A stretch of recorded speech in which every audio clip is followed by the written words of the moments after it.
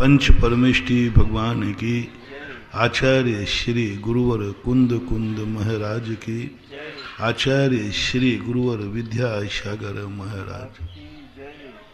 परम उपकारी निर्यापक श्रमण मुनि पुंगव श्री सुधासागर जी महाराज की जय। परम पूज्य महासागर जी महाराज की जय। आचार्य संघ की जय। जब कोई व्यक्ति, नया व्यक्ति तुम्हें आकर्षित कर रहा है, नए व्यक्ति से आप प्रभावित हो रहे हैं, सावधान हो जाना, तुम्हारे बुरे दिन आने वाले। सावधान रहना, तुम ठगे जाने वाले हो। सावधान रहना, वह तुम्हारे जीवन में बहुत खतरा है। और कोई पुराना व्यक्ति से तुम आकर्षित हो रहे हो, पुराने व्यक्ति के प्रति तुम्हारा विशेष रूप से समर्पण हो रहा है, समझ लेना तुम्हारे अच्छे दिन आने वाले हैं। तुम कभी ठगे नहीं जाओगे, उसको पाकर के तुम कुछ और अच्छे बन जाओगे। इन दो बातों पर अपन डिस्कशन कर रहे हैं, कल भी किया था। संसार कहो या विज्ञान कहो, दोनों में कोई अंतर नहीं है। विज्ञान आज आया है, संसार अनादिकाल से था। संसार में रुचि रखने वाले लोग नए की तरफ आकर्षित होते हैं। हर समय कुछ नया चाहते हैं, नया खाना चाहते हैं, नया देखना चाहते हैं, नया सुनना चाहते हैं, नए लोगों के साथ रहना चाहते हैं। नई वस्तु आकर्षित करती है।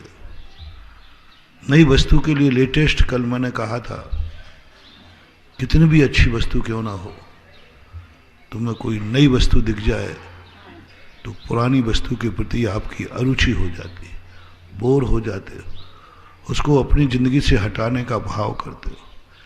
चाहे भली वो नई वस्तु में वो उतनी शक्ति नहीं है, उतनी ताकत नहीं है, लेकिन नई है। बस एक हवा चल रही है आज के युग में, मॉडर्नाइज, एक नवीनीकरण, नया हो, कुछ नया। एक विज्ञान ने सबको ऐसा हिप्नोटिज्म कर दिया, कुछ नया, हर क्षेत्र में नया। कपड़ा चाहे वो कितना भी हो, नया नया होना चाहिए। पहले फटा कपड़ा पहनना अशुभ मानते थे, अब नया लेटेस्ट, पहन को फाड़ दे। नया चाहिए उनको, अच्छे बुरे से कोई मतलब ही नहीं है। अब फटा हुआ कपड़ा अपशगुन है, बुरा है, लेकिन नहीं साहब, लेटेस्ट है, नया है। सब चीजों के प्रति आज मैं जितना भी देख रहा हूं, छोटे बच्चों से लेकर बड़े तक, हर व्यक्ति नए की तरफ दौड़ा। जो मैंने कभी नहीं देखा, कभी नहीं भोगा, वो मुझे चाहिए, और वही तुम्हारे आकर्षण का विषय बना। आज देखो, विश्व का सबसे ज्यादा परेशान देश है अमेरिका। वो तो स्वस्थ रहते, हमारा भारत तो पुराना है, पुराने ढर्रे का है।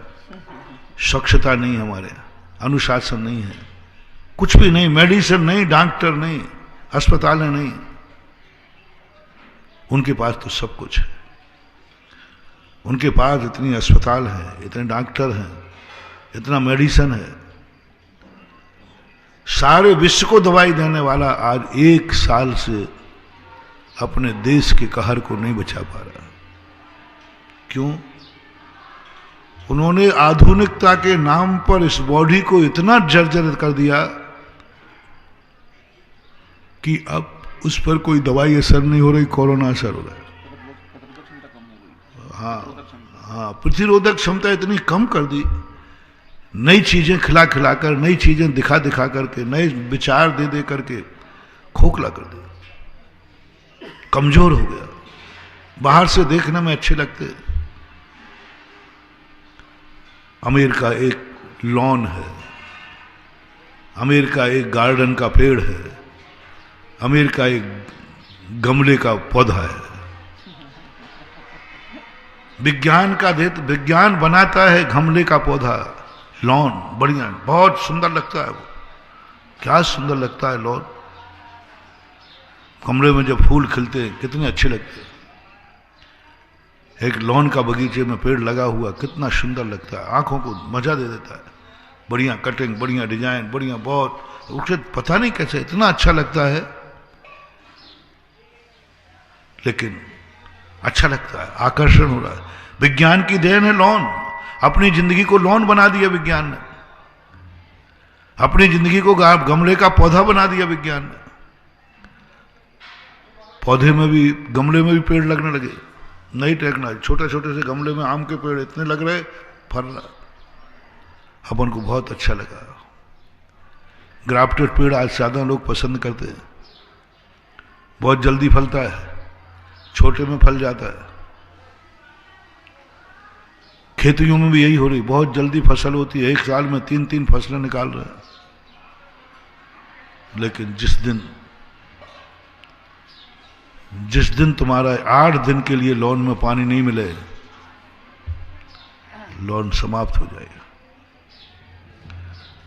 लॉन समाप्त हो जाएगा, सब कुछ मिट जाएगा, कुछ भी नहीं, खाने के लाले पड़ जाएंगे। यही आज दशा हो रही। सारा शरीर अमेरिका वालों के खोखला हो गया, सब खोखला हो गया। वायरस ने ऐसा आक्रमण किया था। लेकिन भारत देश जंगल का पेड़ है, जंगल का पौधा है।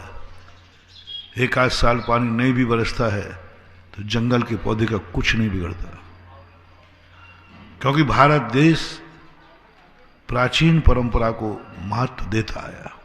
साधु संत एक ही बात कहते हैं, आगे मत दौड़ो, पीछे देखो। आगे के आकर्षण मत करो, पीछे से आकर्षित हो। जो तुम्हारे बाद दुनिया में आया है उससे क्या आकर्षित होते हो? जो तुमसे पहले दुनिया में आया है उसकी तरफ मुड़ जाओ, कुछ अनुभव मिल जाएंगे।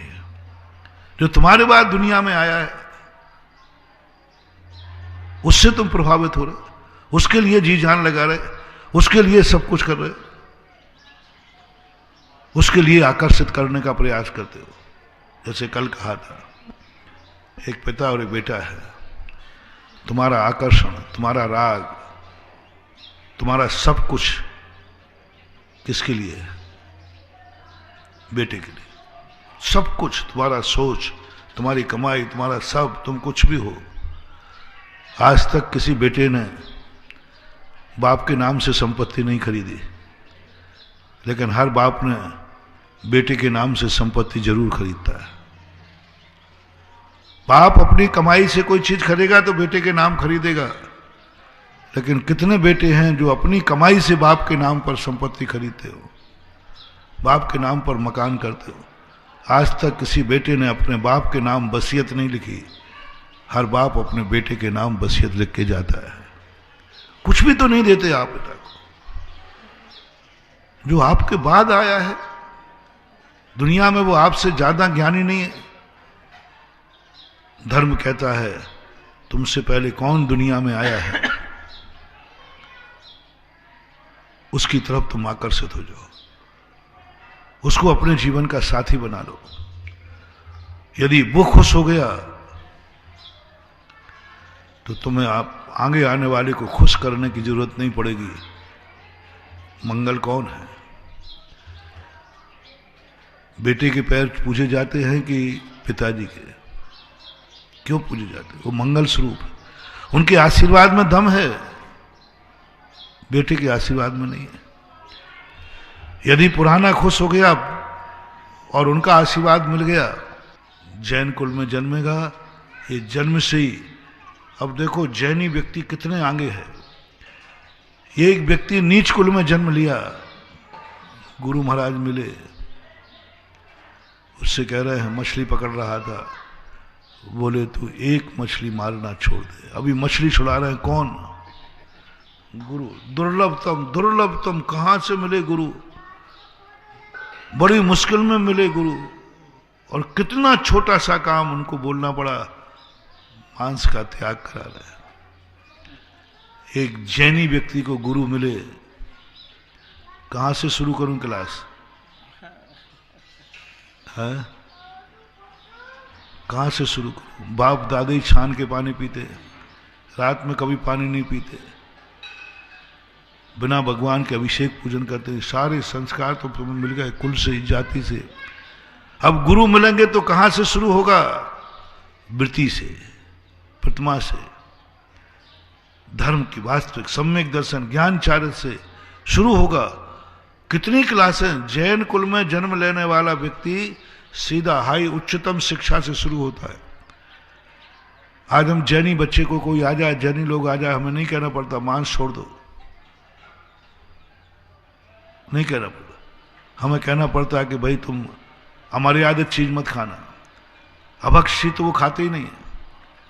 बनियों की बात नहीं कर रहा हूं, जैनियों की। आजकल की बात अलग है। जैनी से गुरु यदि अभक्ष का त्याग कराए, समझ लेना तुम्हारी बहुत बड़ी, तुम्हारी जिंदगी में तुमने बहुत बहुत बड़ा पाप कर। जैन कुल में जन्म लेने वाले को कभी महानुभाव ध्यान रखना, तुम्हारी जिंदगी का सबसे बड़ा नाश बता रहा हूं। तुम या तो नीच कुल से आए हो या नीच कुल में जाओगे। महाराज को गुरु को शुरू करना पड़ा कि मांस तो नहीं खाते हो। कौन को? जैन को। इससे बड़ा पाप, इससे बड़ा अशुभ तुम्हारा कुछ नहीं हो सकता। तुम उच्च कुल में नहीं जन्मे हो, तुम नीच हो। क्योंकि गुरु को कहां शुरू करना पड़ा? एक मछुआरे के लिए नहीं, एक भील आदिवासी के लिए नहीं, एक कोई जंगल में रहने वाले मांसाहारी पापी व्यक्ति के यहां नहीं। जैनी को कहना पड़ा तुम अंडे तो नहीं खाते हो। गुरु को बोला बंधु ऐसी गलती का मत करना, ऐसा कोई पाप मत करना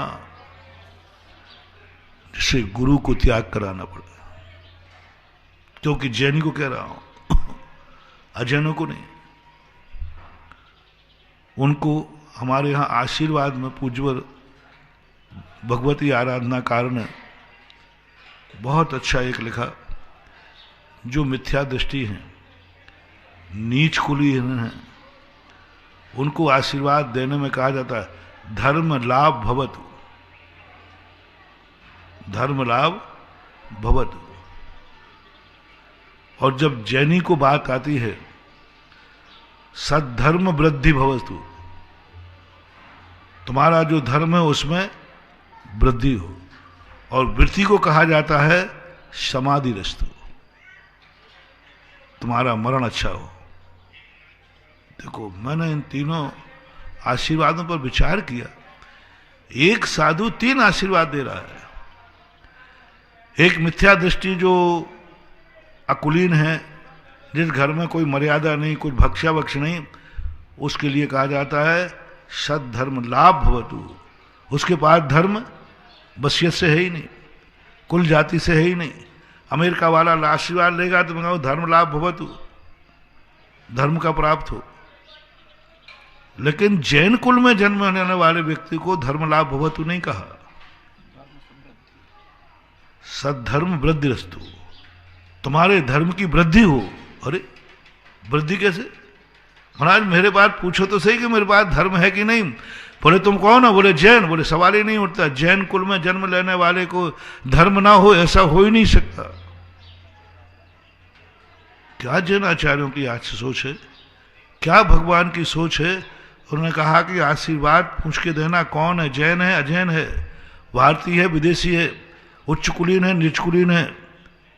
उच्च कुलीन वाले को आशीर्वाद देना धर्म वृद्धि रस्तु, जो तुझे मिला है उससे आगे बढ़ो।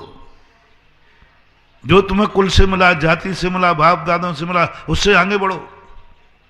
मैंने अभी 2 दिन पहले प्रवचन कहा था,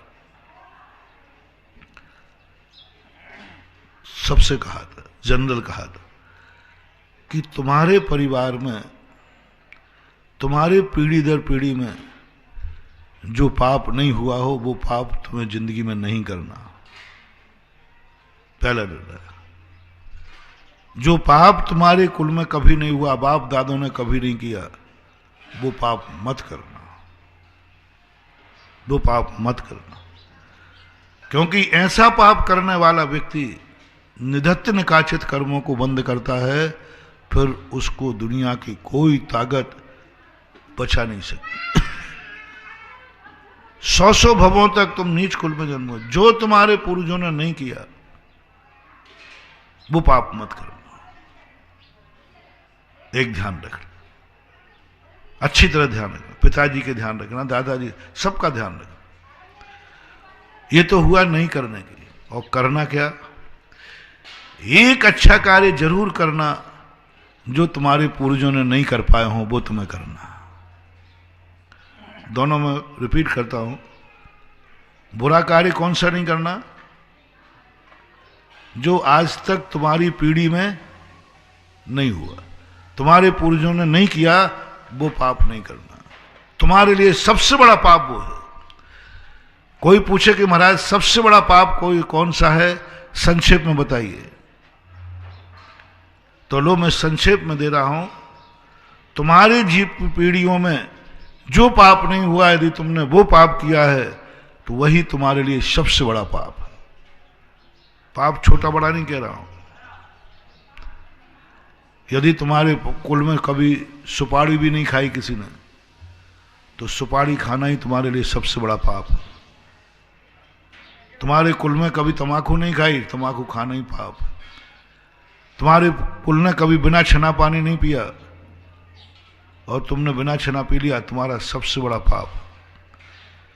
तुम्हारे कुल में आलू प्याज किसी ने नहीं खाया और तुमने मां छू लिया, एक दिन खाया, संसार का सबसे बड़ा पापी आदमी यही है, क्योंकि इसने कुल को कलंकित किया है। एक अजैन जिनके बाप दादों से मांसाहार होता था, मांसाहार करते थे, वो बेटा मांस खा रहा है, और ये कुल जिसकी 7 पीढ़ियों से कभी आलू प्याज नहीं खाया गया और पहली बार खा रहा है, निधत्त निकाचित पाप कर्म किसको बंधेगा? सबसे बड़ा पापी कौन होगा? सबसे बड़ा पाप किसको बंद होगा? उसको वो कुल कलंकित नहीं कर रहा, कुल से चला आ रहा। सबसे बड़ा पापी ये है जिसके घर में आज तक प्याज नहीं खाई गई, आज पहली बार प्याज आई है, जिसके नाम से आई है, जो लाया है वो है सबसे बड़ा पापी। उसे बंद होगा निधत्त निकाचित, क्योंकि उसने आज तक की पवित्र परंपरा को खंडित कर दिया। जिस घर में कभी प्याज नहीं आई थी, ये घर उस गरिमा से था। जिसकी चर्चा चलती थी, इस घर में कभी अभक्ष नहीं आता। आज तुमने पहली बार प्रवेश किया है तो तुमने कोई प्याज खाने का पाप ज्यादा नहीं है। सबसे बड़ा पाप है कि तुमने 7 पीढ़ी की कुल की पवित्र परंपरा को खंडित किया। सबसे बड़ा पाप वो है। मैं बहुत बार प्रश्न में कहा करता हूं, एक ही क्रिया 2 व्यक्ति कर रहे हैं। एक जैनी रात में खा रहा है और एक अजैन रात में खा रहा है। दोनों के पापों में बहुत अंतर है। दोनों एक थाली में खा रहा है, एक साथ खा रहा है। अजैन को पाप का बंध कम होगा, क्योंकि उसके गुरु खाते, उसके बाप दादे खाते, उसकी जाति खाती, उसका परिवार खा रहा है, इसलिए वो खा रहा है। लेकिन तुम्हारे यहां तुम 5 पाप करते हो, वो 1 पाप कर रहा है। जिस कुल परंपरा से जो पाप होते आए, वो व्यक्ति यदि कोई पाप कर रहा है तो 1 पाप कर रहा है, और जिस कुल परंपरा से जो पाप नहीं होते आए, वो पाप तुमने शुरू किए तो तुम 5 पाप कर रहे हो। सपोज रात्रि भोजन को ले लीजिए, वो तो अकेला रात्रि भोजन कर रहा है, क्योंकि सब करते, कुछ आगम साथ सब ने सहमति दे दी, गुरु ने भी कह दिया। तुमने तो 5 पाप और किए। रात्रि भोजन तो किए ही, तुमने अपने कुल को कलंकित किया। तुम्हारे कुल में कोई रात में नहीं खाता था, तुम्हारी जाति में रात में नहीं खाता था, तुम्हारे शास्त्र में रात्रि में नहीं खाते थे, तुम्हारे गुरु रात में नहीं खाते, तुम्हारे गुरु ने मना किया तो तुमने गुरु आज्ञा का उल्लंघन किया, तुमने जिनवाणी मां की आज्ञा का उल्लंघन किया, तुमने अपनी जाति का उल्लंघन किया, तुमने अपने परिवार का उल्लंघन किया, तुमने अपनी पीढ़ियों का उल्लंघन किया। ये 5 पाप तुमने किए हैं। अब तुम्हारा पाप, दोनों एक साथ खा रहे थे, तुम्हारा लिए पाप 5 गुना लगेगा, क्योंकि तुमने कुल को कलंकित दिया है। इसलिए पूज्यवर जिनसेन स्वामी महापुराण में धर्म करने के पहले कहते कुलाचार, इतना जोर दिया उस पर, कुलाचार की चर्चा वही धर्म नहीं करोगे तो मोक्ष नहीं मिलेगा, और कुलाचार नहीं करोगे तो नरक जरूर जाओगे। वर्तमान युग में दो कथाएं, जैन दर्शन में दो बातें हैं। पूज्यपाद स्वामी दो बातें कहते हैं, मोक्ष जाओ, मोक्ष नहीं जा सकते हो तो कम से कम ऐसा कुछ करो कि नरक और त्रियंचों में मत जाओ, धूप से छाया भली, इतना करो। उन्होंने कहा ठीक है, तो मोक्ष नहीं जा सकते, कोई बात नहीं, सम्यक दर्शन प्राप्त नहीं कर सकते, कोई बात नहीं, लेकिन नरक और त्रियंच मत जाना, इतना तो करो कि कम से कम स्वर्ग और मनुष्य की पर्याय मिले। जहां तुम हो इससे ऊंचे नहीं उठ पाओ, कोई बात नहीं, लेकिन जहां तुम हो इससे नीचे तो मत गिरो। समझदारी इसी में है। हम नहीं उठ पा रहे ऊंचे, इतनी ताकत हम में नहीं है, तो गिरो भी मत, जहां हो वहां स्थिर हो जाओ। भटकने वाले व्यक्ति को कहा जाता है, तुम रास्ते पे जा रहे हो, जहां तुम्हें डाउट दिखे कि मैं भटक गया हूं, वहीं रुक जाना, आगे पीछे मत बढ़ना, वहीं रुक जाना, पीछे आने वाला तुम्हें खोज लेगा। इसी प्रकार तुम्हारी जिंदगी को सबसे पहले समझो कि तुमने अपने जीवन को किस रूप में तुम भटक रहे हो। भागो मत, रुक जाओ, कोई तुम्हारे पीछे आएगा। अपनी जिंदगी को संभालो, तुम्हारी कौन सा है, 5 गुना पाप कर लेता है व्यक्ति। इसलिए मैंने 2 दिन पहले जो कहा था, बहुत बड़ी बात थी मानव। मैं नहीं कहता हूं कि तुम मोक्ष जा सको, जहां पंचम काल में है ही नहीं। बस मेरे सारे प्रश्नों का उद्देश्य है कि हमारा भक्त कोई नरक और त्रियंच न बने, या तो मरे तो मनुष्य बने या देव बने, बस पूजपाठ। और सारे शास्त्रों में लिखा है निःश्रेयस और अभ्युदय। यदि मोक्ष सुख नहीं मिले तो संसार सुख मिलना चाहिए। संसार सुख मिलता है कुलाचार से। तुम ये नियम ले लोगे कि मैं कभी भी वह कार्य नहीं करूंगा जो मेरे कुल और जाति में नहीं होता, तो गारंटी है तुम मोक्ष नहीं जाओगे, लेकिन नरक त्रियंच में नहीं जाओगे। और यह भी निश्चित समझना, जो पाप तुम्हारे कुलों में नहीं हुआ, वो पाप तुमने किया तो नियम से तुम्हारी दुर्गति निश्चित है। पाप छोटे बड़े की बात नहीं कर रहा हूं मैं। एक अजैन रात्रि भोजन करने वाला स्वर्ग नरक जाएगा कोई नियम नहीं, जैनी जरूर जाएगा। एक शराबी व्यक्ति के शराब पीने वाले को कैंसर हो कोई नियम नहीं। बाप गुटखा खाता है, दादा गुटखा खाते हो, बेटा पोता भी खाता है, उसको कैंसर हो कोई नियम नहीं है। लेकिन उसको कैंसर जरूर होगा जिसका बाप सुपारी भी नहीं खाता और पोता गुटखा खाता है। गारंटी लिख लो, कैंसर होगा, मरेगा, नियम से मरेगा, नियम से मरेगा। मेरे 50 एक्सपीरियंस है ऐसे, 50 केस मेरे पास है जिनके बाप दादों से शराब पी आई, उनको शराब का कोई ज्यादा नुकसान नहीं हुआ। और जिनके बाप दादे छना पानी पीते थे, उन्होंने 1-2 साल शराब पी मर गए, क्योंकि शरीर में वंश परंपरा का प्रभाव पड़ा। तो एक नियम सबको लेना है, सारे जगत को कुलाचार पालन करना। हम वो बुराई अपनी जिंदगी में नहीं आने देंगे जो हमारे पूर्वजों में नहीं थी। एक अच्छे कार्यों की लिस्ट बनाओ और सोचो ये कि तुम्हारे पूर्वजों ने इनमें से कितने अच्छे कार्य किए।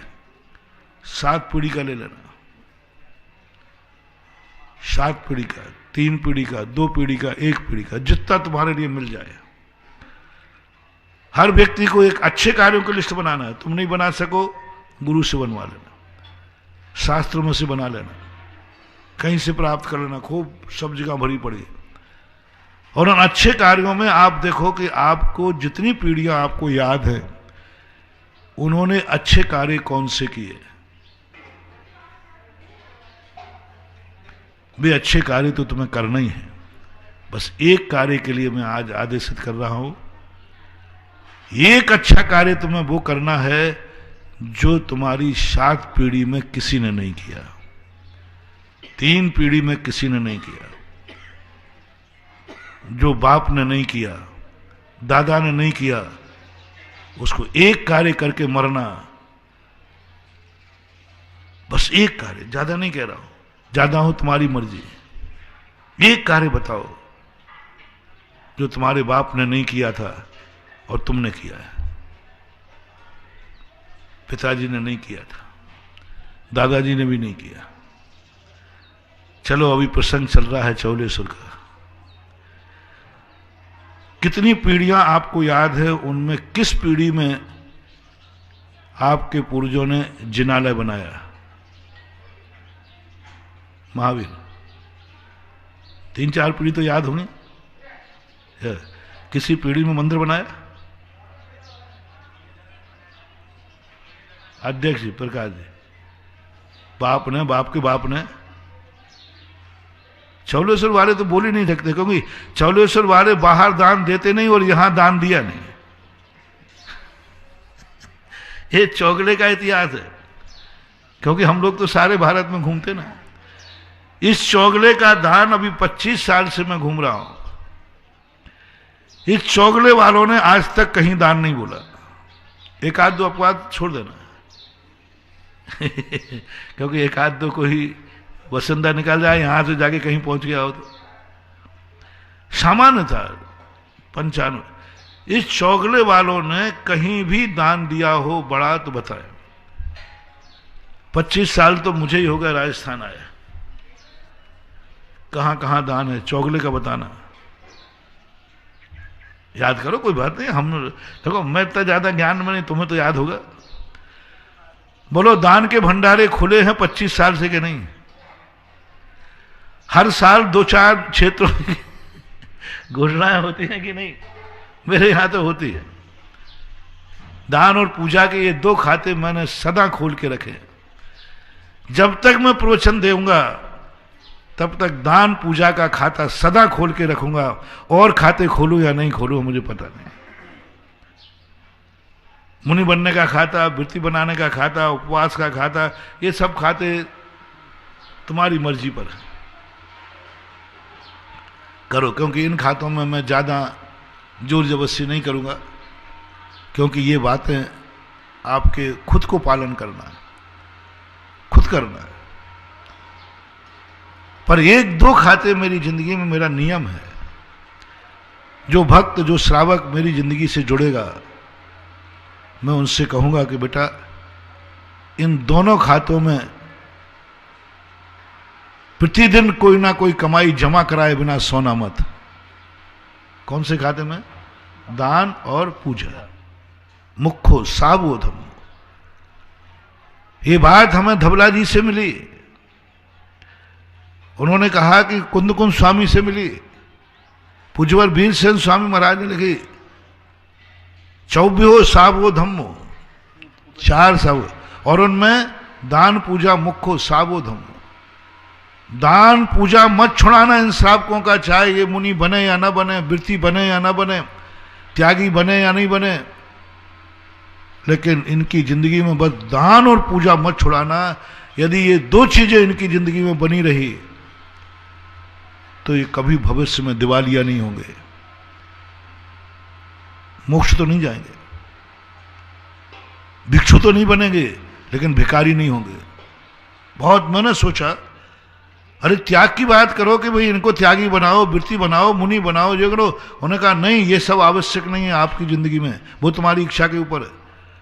मुनि बनना श्रावक को जरूरी नहीं है, ऐसा कोई आगम में नहीं लिखा कि श्रावक को मुनि बन के ही मरना है।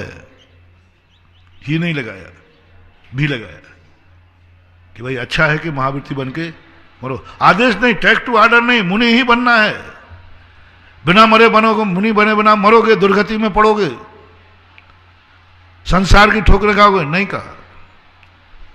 प्रतिमाधारी बन करके मरो, नहीं कहा। और भी और कार्य दुनिया कर करो।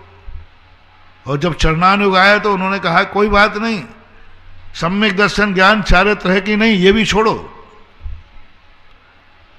सम्यक दर्शन हो जाए तो ठीक है, अच्छी बात, नहीं हो जाए तो अंत में उन्होंने कहा अपने सबसे बड़े श्रावक को, जो भक्त हो तुम्हारा जैन श्रावक को, 2 नियम जरूर दे देना अपने भक्त को, एक दान का और एक पूजा का, बस 2 ले लेना।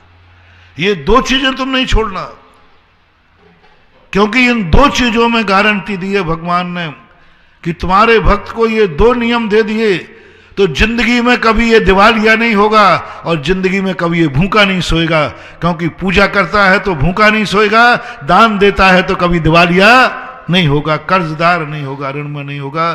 क्योंकि तुम, कौन चाहता है, कौन बाप चाहता है कि मेरा बेटा भूखा सोए?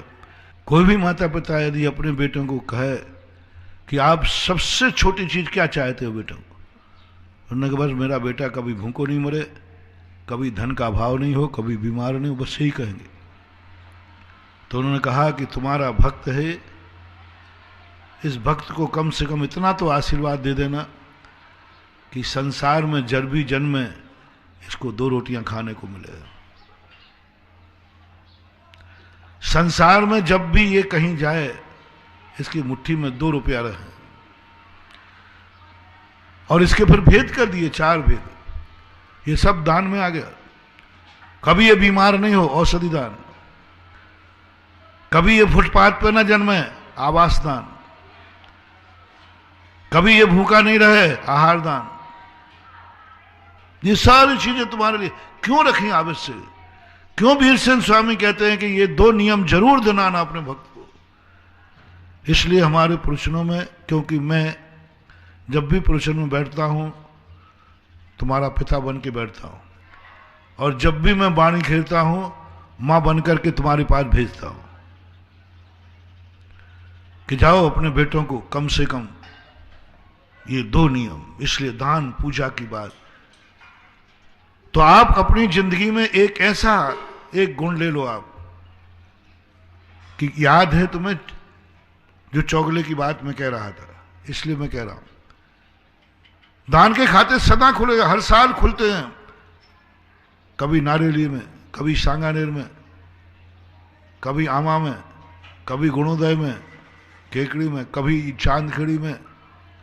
मेरे यहां तो सदा ही खाते खुले रहते हैं, बिजौलिया में। जिनको सुधा सागर का भक्त बनना हो, ध्यान रखना, ये 2 खाते खुले हैं, इन 2 खातों में जमा करो और भक्त बनो। मुनि बन करके चेला नहीं बना रहा हूं, वो मेरे गुरुजी बनाते हैं। ये 2 खाते में करो, भक्त बनो। दान और पूजा का नियम लो। मेरी जिंदगी में दान और पूजा से मैं कभी वंचित नहीं रहूंगा, बस मैं तुम्हें आशीर्वाद दे दूंगा, जाओ तुम्हारा मोक्ष हो या नहीं हो, लेकिन तुम कभी दुर्गतियों में नहीं पड़ोगे। बहुत बड़ी चीज है मानवा। इसलिए मैं चौगले वालों से कहता हूं, कहीं कोई बड़ा दान कहीं दिया है, चौगले में रहकर कोई बाहर निकल गए हो वो बात अलग है, कोई चेन्नई निकल गया हो, कोई कहीं निकल गया हो, उनकी नहीं कह रहा हूं। जब तक तुम चौगले में रहे, जब तक तुम्हारे पूर्वज चौगलों में रहे, तब तक बताओ चौगले वालों ने कहां कितना दान दिया है? बड़ा दान दिया? याद नहीं। अपनी पीढ़ी से लगा लो ना, तुम्हें कितनी पीढ़ियां याद हैं? 2, 3, 4, 5। बस एक काम, संकल्प करना है, आशीर्वाद लेना। आज पारसनाथ के सामने कायेश्वर करके संकल्प करना, बस भगवान, जिंदगी की कोई तमन्ना नहीं है। आज गुरु का प्रवचन मिला, बस एक ही तमन्ना है, मेरे हाथ से एक ऐसा अच्छा कार्य हो जाए जो मेरे पूर्वज नहीं कर पाए। कर पाए वो नहीं कह रहा हूं, वो तो करना ही है, वो तो कुलाचार हो गया। जो पूर्वजों ने किया है वो तो करना ही है, नहीं तो तुम वो छोड़ के और आफत कर लो, कुलाचार। जो जो पूर्वजों ने किया वो तो करना ही है, जो उन्होंने नहीं किया वो अपन को करना नहीं है। बुरे कार्यों में, अच्छे कार्यों में एक ज्यादा करना है, बस एक मान ओनली। और ये 24 लोग जितने आए सब ये वही लोग हैं। इनमें कुछ लोग ऐसे हैं मैं जानता हूं इनके बाप दादों से भी मंदिर बनते आए और अभी बना रहे, लेकिन बहुतायत वो हैं जिन्होंने वो काम किया है कि इनकी 7 पीढ़ी में भी कोई मंदिर नहीं बना पाया, और इस पीढ़ी में तुमने मंदिर बनाने का संकल्प किया है। बस यही तुम्हारा विकासवाद है। अब तुम कभी नीच कुल में जन्म नहीं लोगे, क्योंकि तुमने कुल की अच्छाई को बढ़ाया है, कुल के आदर्श को बढ़ाया है। तुमने कुल में एक नया अच्छा कार्य किया है, कुल में एक नया अच्छा कार्य किया है। जाओ, तुम्हारा कभी भी नीच कुल में, उच्चतम उच्च कुल में जन्म होगा। तीर्थंकर के कुल किसको मिलते हैं? चक्रवर्ती के कुल किनको मिलते हैं? समाज में इज्जत वालों के कुल में कौन बेटा जन्मता है जिसके सारा समाज इज्जत करती है, सारे समाज में मान्य है? चक्रवर्ती है, राजा महाराजा है, कौन जन्मता है? ऐसे बेटे जन्मते हैं। राजा के यहां जन्मना, चक्रवर्ती के जन्मना, उच्च कुल में जन्मना, ये गारंटी कार्ड दे रहा हूं, क्योंकि तुमने अपनी जिंदगी में पूर्वजों के अलावा एक अच्छा कार्य किया। जाओ, तुम्हारा भविष्य उच्च कुल में जन्म होगा, जन्मोगे। अब जितने तुम्हें बढ़ाना हो उतना बढ़ाते जाओ, उतने बढ़ाते जाओ। एक दिन तुम इतने अच्छे कार्य करो। मैंने महाराज जो हमारे कुल में कार्य होना थे, मैंने 100 कार्य अच्छे किए हैं। जाओ, तुम्हारा तीर्थंकर की गोदी में जन्म होगा, तुम तीर्थंकर के कुल में जन्मोगे, क्योंकि 100 से ऊपर तुम्हारा लक्ष्य है कि हम वो सब अच्छे कार्य करेंगे जो हमारे पूर्वज नहीं करे। हमारे पूर्वजों में कोई मुनि नहीं बना, मैं मुनि बनूंगा। जाओ, ऐसे चक्रवर्ती तीर्थंकर कुल में जन्मोगे। ये कौन थे? 923 पुत्र, जो सारे मोक्षगामी जीव थे। ये पूर्व में वही जीव थे जिनकी एक ही चिंता थी कि मैं इस कुल की इज्जत में 4 चांद लगाऊंगा, अपने कुल में 4 चांद लगाओ और एक काम करो, ऐसे एक पूजा, एक अपनी जिंदगी में एक पूजा जरूर ऐसी करना जिसको तुम्हारे पूर्वजों ने भी नहीं किया हो। यदि आपके पूर्वज, आपका बाप, आपका दादा अभिषेक पूजन नहीं करता था और तुमने नियम लिया है, ध्यान रखना। और जिसके बाप दादे पूजा करते थे, उसने अभिषेक पूजन का नियम लिया है, सबसे ज्यादा पुण्य का बंध उसे होगा जिसके बाप दादे नहीं करते थे, उसने शुरू किया है। दोनों में से पुण्य बंध। एक तो पिताजी करते थे, दादाजी करते थे, पोता भी कर रहा है, ठीक है, संस्कार में आ गया। लेकिन इसके बाप दादे पूजा कभी मंदिर भी नहीं जाते थे, और ये पोता अभिषेक करता है। मैं पूछ लेता हूं, छोटे बच्चे जब अभिषेक करने आते हैं, नियम लेते, मैं पूछता तेरे बाप कर, महाराज वो तो मंदिर भी नहीं आते। दादाजी, अरे महाराज जी वो तो, मैं इतना खुश होकर आशीर्वाद देता हूं, ये है कुल को ऊंचाई देने वाला, ये है भावी राजकुमार। आज इसने कुल के उस कलंक को धोया जो कोई नहीं करता था, वो करता है। बहुत बड़ा पुण्य का बंध होगा, निधत्त निकाचित पुण्य बंध होता है। इसलिए आपको एक ऐसी, यदि नित्य नियम पूजन करते हैं तो देखो, आपके पूर्वजों ने कभी विधान किया? नहीं किया हो बंधु, और ये मान के करना, प्रभु मेरे वंश में मुझे याद नहीं है, दादा दादी से पूछ लिया, हमारे वंश ने कभी महापूजा नहीं की, विधान नहीं किया। अब मेरा मन कर रहा है इस कुल की ख्याति, इज्जत बढ़ाने के लिए मैं एक बड़ी पूजा करूंगा। एक विधान करना, एक पूजा करना, एक ऐसी पूजा करना जो तुम्हारे पूर्वज भी वहां बैठ के कहे, शाबाश बेटा, जो हम अपनी जिंदगी में नहीं कर पाए वो मेरे बेटे ने कर दिया। वो है पितृदोष मिटाने का। लोग कहते महाराज पितृदोष, पितृदोष, वो चांदी की सोने की क्या पहन रहे थे वो, ये कुछ नहीं होने बनना। सबसे बड़ा पितृदोष किसको लगता है? जो बुराई उन कुल में कभी नहीं हुई और तुमने की है, तुम्हारे पीछे पितृदोष पड़ गया। और पितृदोष निवारण, सब सुने, कोई बहुत सारे प्रणाली माना, पितृदोष निवारण क्या करें? लो अलग से मत पूछा करो, मैं अलग से कुछ नहीं बताता, प्रवचन में सब बताता हूं। जो जो चीजें तुम अलग पूछते हो ना, वे सब मैं प्रवचन में बता देता हूं। लो आज पितृ निवारण दोष मंत्र दे रहा हूं। कोई बामन कोई तुम्हें ओझा भोजा पितृदोष बताएगा, तुम्हें पैतृदोष है, तो ये मंत्र है, तुम एक अच्छा कार्य ऐसा करना जो तुम्हारे पूर्वजों ने नहीं किया है, गारंटी मैं लेता हूं पितृदोष खत्म हो जाएगा। सारे पितर लोगों के अंदर अभाव ने लग गई, वो कर रही है जो मेरे नहीं कर पाए। मैं जिंदगी में एक शांति विधान नहीं कर पा रहा है और ये सिद्ध चक्र मंडल विधान कर रहा है। मैं एक छोटा सा विधान नहीं कर पाया, कल्पद्रुम मंडल विधान कर रहा है। मैं एक सामान्य इंद्र नहीं बन पाया, ये सौधर्म इंद्र बन रहा है। और ये आज देखो पंचकर्णा के माता पिता बना, ये सौधर्म इंद्र बना, ये क्या बना, ये क्या कर रहा है।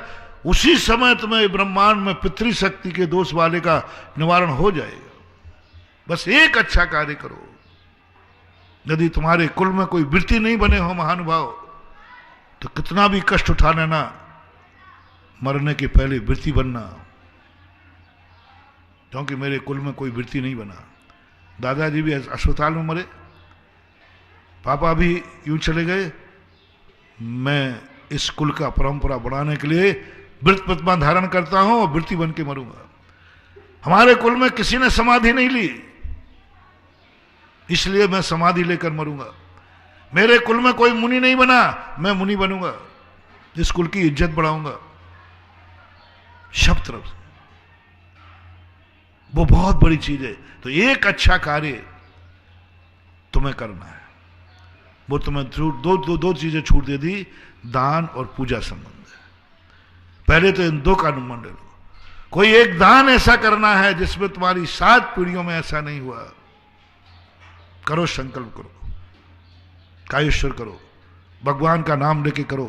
अभी ले नहीं रहा हूं, भावना करो, भगवान मैं ऐसा दान देना चाहता हूं जो आज तक मेरी पीढ़ी ने नहीं किया। बस मुझे इतना समर्थ दे दे, इतनी शक्ति दे दे। आज सबके लिए, सारे जगत के लिए होमवर्क है। भगवान मेरी जिंदगी में ऐसा कोई बुरा कार्य ना हो जाए जो मेरी पीढ़ी में कभी नहीं हुआ। एक मांगो आशीर्वाद, मेरे द्वारा ऐसा कोई बुरा कर्म ना हो जाए जो मेरी कुल और जाति में कभी नहीं हुआ है। और एक काम जरूर मेरे से अच्छा करने का मन है, जो हमारे पूर्वज नहीं कर पाए वो अच्छा मैं करूंगा। ये 2 नियम यदि तुम्हारे पल गए, 2 नियम तुम्हारे संकल्प ले लिए, तो गारंटी मैं लेता हूं कि तुम्हारी नरक और त्रियंच गति नहीं होगी। जन्मोगे तो विधेय क्षेत्र के मनुष्य बनोगे, और जन्मोगे तो वैमानिक देवों में जाकर के जन्म लोगे, जहां से अपने जीवन का कल्याण कर सकते। ये बहुत छोटे से टिप्स है, कोई बड़ी चीज नहीं है, एक लिस्ट बनाने वाली बात है। इसलिए तुम विज्ञान की तरफ दौड़ रहे हो, कुछ ऐसी बातों की तरफ दौड़ रहे हो। तुम पीछे की तरफ लौटो, पीछे को याद करो, पीछे को पूछो। जितना जितना अपने यहां भारत में पुराना होता जाएगा, पूज्य होता जाता है। ये भगवान पारसनाथ, आदिनाथ, ये सब चले जा चुके हैं।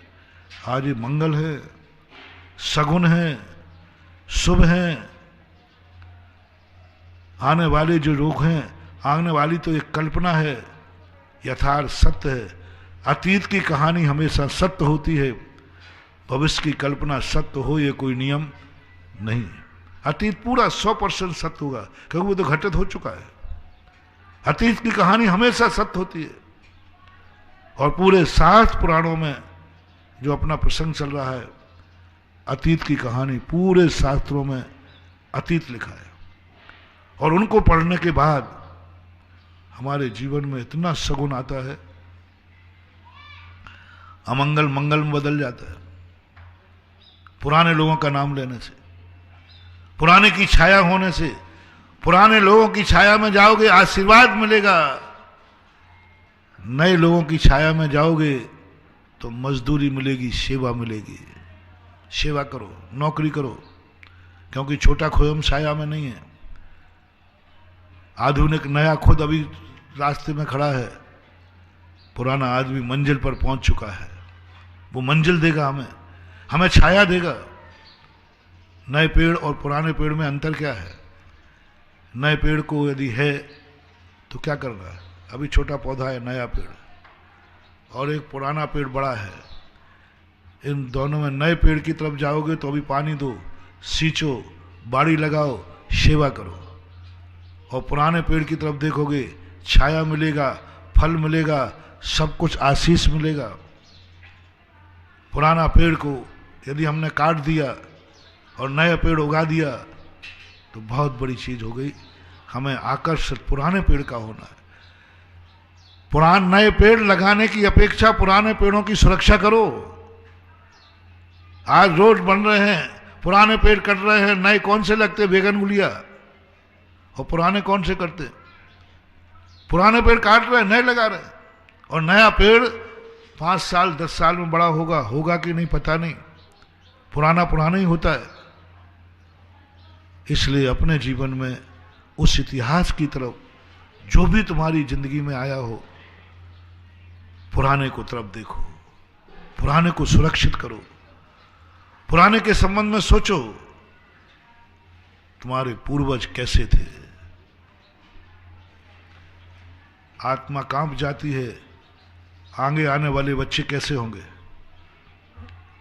बोलो महानुभाव। 2 चिंतन करते अपन, 1 मिनट आंख बंद के, आगे वाला भविष्य कैसा होगा? आत्मा कांप जाएगी। आगे वाली संतानें कैसी होंगी? मैं तो कांप जाता हूं।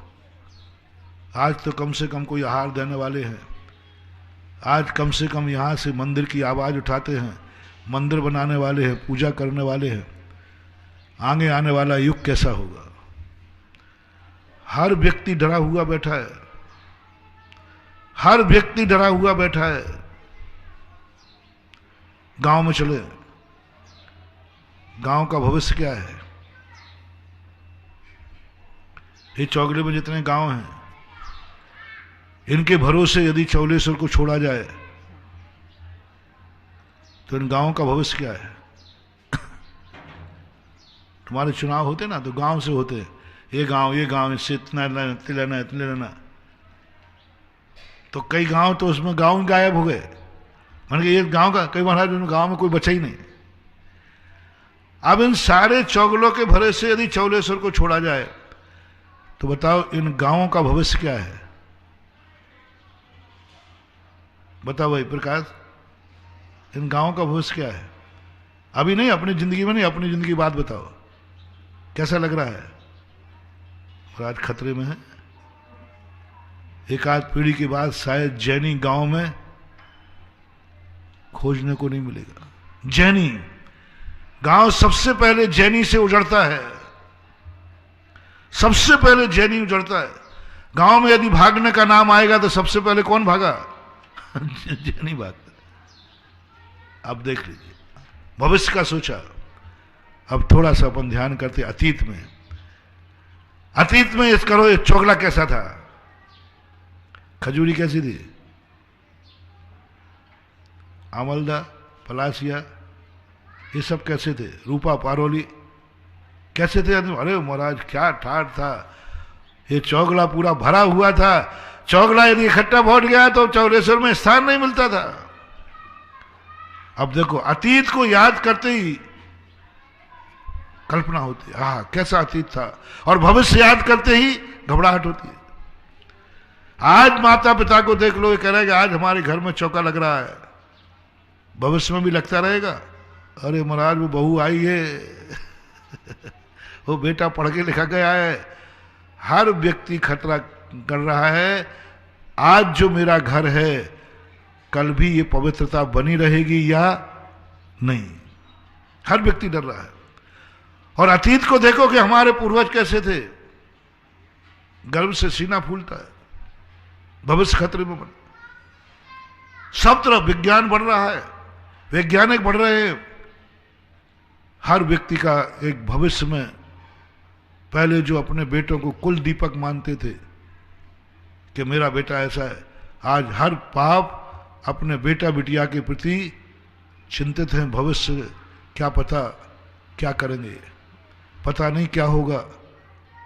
पढ़ाते समय डर लग रहा है, पता नहीं इतना पावन बच्चा मेरा कॉलेज जा रहा है, पापी बन के लौटेगा। इतनी पावन बिटिया को मैं पढ़ा रहा हूं, कन्या पावन होती है और पापिन बन के लौटेगी, स्वयं का मुंह काला करेगी और कुल को भी काला करेगी। बोलो, हर बाप अपनी बेटी के प्रति आज चिंतित है कि नहीं? पढ़ाते समय हर पिता अपने बेटे, भविष्य अंधकार में ही है। और अतीत के उठा के देखो अपने कुलों के आदर, क्या नाम था तुम्हारा, क्या कार्य था तुम्हारा। उस अतीत को जाते ही, अतीत को याद आते ही चौलेश्वर के प्रति तुम्हारी श्रद्धा जागेगी और भविष्य की तरफ देखोगे तो चौलेश्वर के प्रति तुम्हारी श्रद्धा भागेगी। अब हम चौगले में थोड़ी है महाराज, हम तो कोटा पहुंच गए, हम तो चेन्नई पहुंच गए, हम तो यहां पहुंच गए। भविष्य तुम्हारा ही, और आगे तो और तुम्हारा कोटा से भी और आगे जाओगे, कोई अमेरिका जाएगा, कोई कहीं जाएगा। और अतीत को देखोगे, ओहो, आज चौगलों में जिन लोगों ने मंदिर बोले हैं, भविष्य देख के नहीं बोले, अतीत देख के बोले। भविष्य देख के नहीं बोले कि भविष्य में मेरा चौलेश्वर से संबंध रहेगा, नहीं, अतीत में मेरे पूर्वजों का चौले से संबंध था। जब आमलदा में पद यात्रा की भोजन व्यवस्था बोली तब मैंने कहा तुम तो भीलवाड़ा के हो। अरे महाराज, हमारे पूर्वज तो आमलदा, इसलिए लोगों ने मंदिर बोले क्योंकि पूर्वजों का संबंध था चौलेश्वर से और उन पूर्वजों ने हाथ बलिदान दिया है, इसलिए तुम्हारा भाव आता है। यदि अतीत, झूठ मत बोलना महावीर, यदि अतीत का जुड़ाव तुम्हारा चौलेश्वर से नहीं होता, तुम्हारा तुम्हारे बाप दादों का, तो बताओ मैं कितना चिल्लाता, तुम्हारे कान पे झुआ रेंगता। 20 साल में नहीं रेंगा अभी तक। कितनी बार तुम सभा में बैठे होगे और हमने दान के उपदेश दिए होंगे, मंदिर के उपदेश। अभी बिचौलिया में भी मंदिर के उपदेश थे कि नहीं? था। ज्ञानोदय में बने होंगे तब भी सुने, सब सुने होंगे। आपने वहां मंदिर क्यों नहीं बोला? क्यों नहीं बोला बताओ, जवाब दो मुझे। क्या तुम उस समय धर्मात्मा नहीं थे? थे। समर्थ नहीं थी? थे। बस इतनी कमी थी महाराज, हमारा अतीत का संबंध तो यहां से था, अतीत ने बुलवाया है। मेरा चौलेश्वर, मेरे पूर्वजों का चौलेश्वर, अतीत ने तुम्हारे लिए बुलवा दिया। जितने चौगलों में दान बोले हैं, ये दान ही नहीं है, ये दान देते ही नहीं है, लेकिन अतीत के संबंध होने से इन कंजूस खोपड़ियों को भी दाता बना दिया। किसने बनाया? अंदर से पूछो। बिचौलिया में क्यों नहीं बनाया? वहां भगवान नहीं बैठते शायद। नारेली में 24 भगवान दूसरे होंगे, यहां दूसरे होंगे? बताओ ना मुझे। 24 वही है कि दूसरे हैं? वही है महान भाव। बस यहां एक बात, गर्व हो रहा है, एक आनंद की लहर दौड़ रही है। हमने वहां मंदिर बोला है जिसका संबंध हमारी अतीत पीढ़ियों से भी है। इसने लगा दिया, इसने भाव बना दिए। आज जितने लोगों के भाव बने चौगले में, मात्र प्राचीन के कारण। यदि वो नया देखते तो कोटा में बनाते। तुम्हारा वर्तमान कहां है? कोटा में। और भविष्य? अब महाराज तो बड़े तो पोते मोते तो पढ़ रहे हैं, कहो एक आध अमेरिका पहुंच जाए, एक आध लंदन पहुंच जाए, कहां पहुंचेंगे कोई भरोसा नहीं है। अतीत का भरोसा है कि नहीं? अतीत तो पक्का था कि चौलेश्वर के चौगले में था। उस अतीत ने ऐसे परिणाम बना दिए कि नहीं, करना है, यहां तो करना है। और कहीं की घोषणा होती तो सुन करके निकाल देता, लेकिन ये चौलेश्वर की घोषणा है, ये तो सीधी कान में से अंदर गई। अतीत के कारण, इतिहास के कारण। समय आपका हो गया। इतिहास के संबंध में कल भी बताया, आज बताया। जब जब तुम्हें अतीत याद आएगा, अतीत का संबंध होगा, तुम्हारे परिणाम अच्छे ही होंगे, तुम्हारे परिणाम अच्छा करने को होंगे। इसलिए धर्म की उन अतीत की ऋचाओं को हमें सुरक्षित करना है। वे ही हमारे परिणामों को निर्मल बनाएंगी, वो ही हमारे परिणामों को कुछ करने की प्रेरणा देंगे। महावीर भगवान की